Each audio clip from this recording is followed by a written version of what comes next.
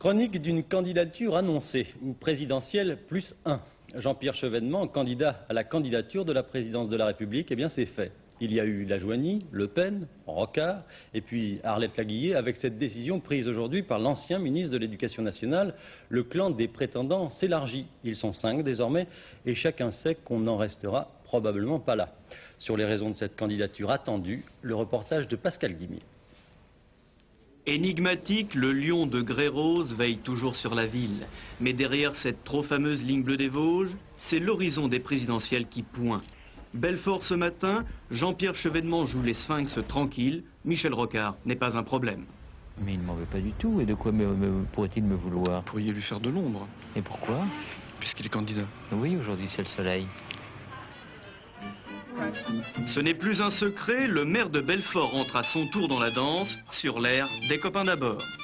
2 pôles, emploi-croissance, Europe, défense.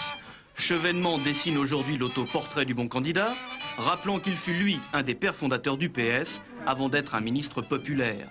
Jean-Pierre Chevènement s'efforce donc de voiler la candidature de Michel Rocard au nom de la ligne du parti. Lionel Jospin, notre premier secrétaire, définissait ainsi les qualités qu'il faut à notre candidat. Il doit rassembler les socialistes, il doit représenter dans le pays quelque chose de plus que le Parti socialiste, et en même temps, il doit respecter pleinement le parti dont il est issu. Eh bien, je me reconnais pleinement dans cette définition. Bien sûr, si François Mitterrand se représente, Jean-Pierre Chevènement s'effacera. Il l'a déjà fait en 81. Cette candidature à la candidature a en fait une double détente.